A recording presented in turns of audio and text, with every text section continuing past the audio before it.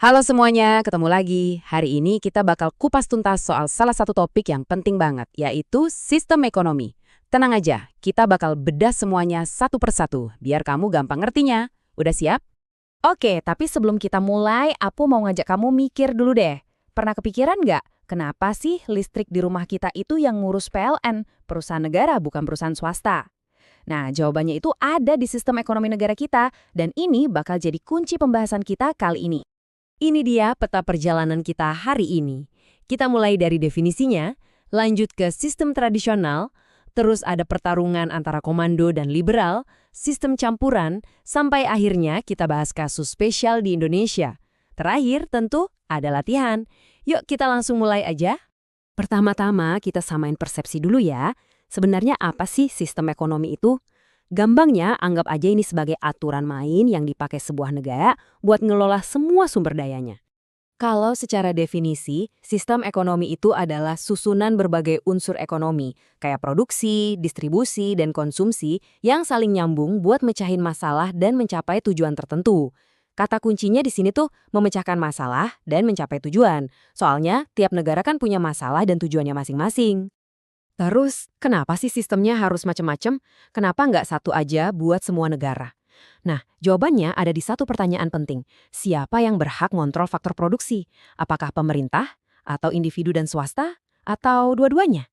Nah, perbedaan jawaban inilah yang bikin ada banyak banget sistem ekonomi di dunia. Yuk kita mulai dari yang paling tua dan paling dasar, yaitu sistem ekonomi tradisional. Di sistem ini, yang jadi bos itu bukan pemerintah atau pasar, tapi adat istiadat yang udah turun-temurun. Jadi, dalam sistem ini, semua kegiatan ekonomi itu ngikutin tradisi. Cara bercocok tanam, cara berburu, semuanya diwariskan dari nenek moyang. Fokus utamanya simpel banget, bertahan hidup dan memenuhi kebutuhan pokok, bukan buat cari untung atau numpuk kekayaan. Sisi positifnya, sistem ini tuh ramah lingkungan banget karena nggak ada eksploitasi alam yang berlebihan.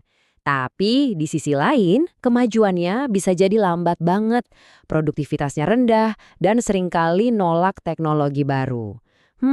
Mungkin kalau kita hidup di sini nggak perlu pusing mikirin kuota internet buat mabar kali ya. Oke, sekarang kita pindah ke dua sistem yang ibaratnya kayak dua petinju di atas ring saling berlawanan.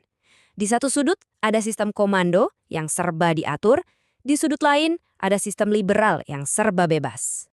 Di sudut pertama, kita punya sistem komando. Di sini, pemerintah itu kayak sutradaranya. Mereka pegang kendali penuh. Semua faktor produksi, mulai dari pabrik sampai tanah, itu dimiliki dan diatur sama negara. Sistem ini dekat banget sama ideologi sosialisme dan komunisme. Contohnya kayak di Korea Utara. Nah, di sudut seberangnya ada sistem liberal atau kapitalis. Ini kebalikannya 180 derajat. Di sini, individu dan swasta dikasih kebebasan sebebas-bebasnya buat berbisnis. Motivasinya cuma satu, cari keuntungan sebesar-besarnya. Peran pemerintah minim banget.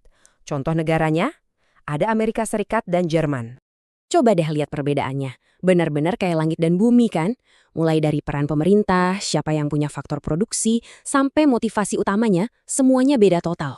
Makanya kelemahannya juga beda. Sistem komando bisa bikin inovasi mandek, sementara sistem liberal bisa menciptakan kesenjangan ekonomi yang lebar banget. Jadi, mana dong yang lebih oke? Diatur penuh sama pemerintah atau dibebasin gitu aja? Nah, mungkin jawabannya ada di tengah-tengah. Inilah yang ditawarkan oleh sistem ekonomi campuran. Sesuai namanya, sistem ini tuh kayak gado-gado, campuran antara komando dan liberal. Jadi, swasta boleh berinovasi dan cari untung, tapi pemerintah juga ikut turun tangan buat jaga stabilitas dan mencegah adanya monopoli. Banyak negara kayak India dan Malaysia pakai model kayak gini. Kelebihannya jelas ya, stabilitas ekonomi jadi lebih aman. Tapi pasti ada kekurangannya. Keuntungan pihak swasta mungkin nggak bisa maksimal kayak di sistem liberal murni. Dan kadang-kadang batasan peran antara pemerintah dan swasta bisa jadi agak abu-abu. Sekarang kita pulang kampung yuk. Kita bahas negara kita sendiri. Jadi, sebenarnya Indonesia itu pakai sistem yang mana sih? Nah, ini dia yang spesial. Indonesia itu punya sistemnya sendiri. Namanya Sistem Ekonomi Pancasila. Fondasinya bukan ideologi liberal atau komunis, tapi ya Pancasila dan UUD 1945. Ayat ini adalah jantung dari sistem ekonomi kita. Ingat kan pertanyaan di awal tadi soal listrik? Nah, inilah jawabannya. Karena listrik, air, dan kekayaan alam lainnya itu menyangkut hidup orang banyak, maka harus dikuasai negara. Tujuannya, buat kemakmuran rakyat, bukan buat keuntungan segelintir orang. Pemilihan sistem ini tentunya bukan asal-asalan loh. Ada banyak banget faktor yang mempengaruhinya. Dari faktor internal, kayak kondisi geografi dan sumber daya alam kita, sampai faktor eksternal, kayak perkembangan teknologi dan kondisi politik dunia. Semuanya itu membentuk sistem yang paling pas buat Indonesia. Jadi, poin paling pentingnya adalah, inti dari sistem ekonomi Pancasila itu demokrasi ekonomi. Maksudnya, produksi itu dikerjakan oleh semua, untuk semua, di bawah pengawasan bersama. Tujuannya adalah kebersamaan dan keadilan sosial, bukan cuma keuntungan pribadi semata. Oke, gimana? Udah dapat gambaran besarnya kan? Nah, setelah dengerin semua penjelasan tadi, sekarang waktunya kita tes ombak sedikit yuk, biar makin nempel di kepala. Oke, ini pertanyaannya. Sebuah negara membebaskan warganya untuk punya usaha dan cari untung sebanyak-banyaknya, tapi akibatnya kesenjangan ekonomi jadi tinggi banget. Sistem ekonomi apakah ini? Pilihannya A, tradisional, B, komando, C, liberal, atau D, campuran. Coba deh tulis jawaban kamu di kolom komentar ya. Sekian dulu bahasan kita hari ini, semoga bermanfaat ya. Sampai jumpa.